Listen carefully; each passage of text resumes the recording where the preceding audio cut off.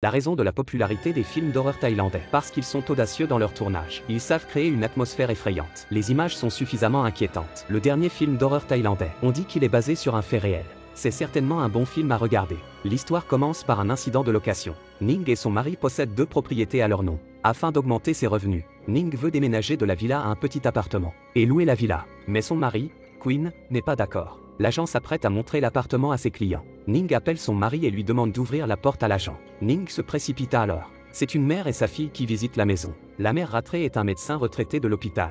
Elles étaient très satisfaites de la maison. Lorsque les femmes ont demandé s'ils pouvaient leur louer la maison, Quinn a répondu par l'affirmative. Face au comportement inhabituel de son mari, Ning était un peu perdue. La famille a déménagé dans un petit appartement. Le soir, alors qu'elle se préparait à aller se coucher, Ning a remarqué par hasard un triangle tatoué sur la poitrine de son mari. Quinn a dit qu'il se l'était fait faire lorsqu'il était ivre. Ning n'y a pas prêté attention. Le lendemain, Ning est retourné à la villa et a voulu prendre quelque chose dans l'entrepôt. La femme lui ouvrit la porte à contre-serrure. Lorsqu'elle passa devant le rebord de la fenêtre, les rideaux étaient violemment tirés, comme si elle avait peur que quelqu'un voie quelque chose. Quand Ning a trié les affaires dans l'entrepôt, elle a trouvé le même tatouage sur le cou de la femme.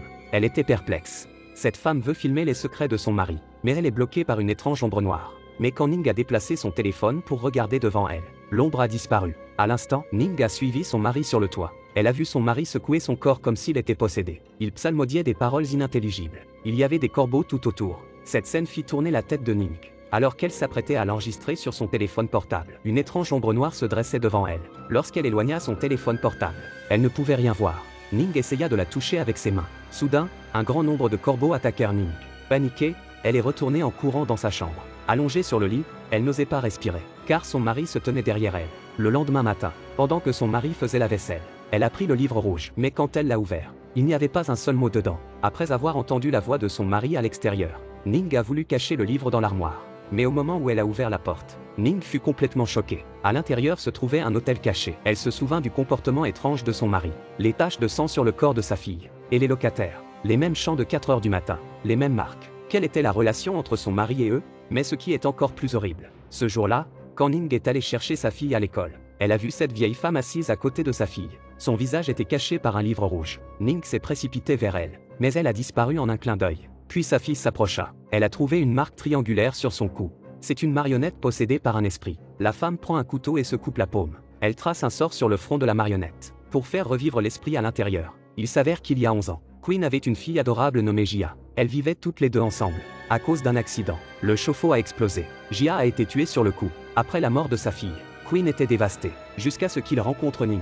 Ils sont tombés amoureux au premier regard. Quinn a caché l'existence de Xiao Jia. Peu après, ils eurent une fille, Ying.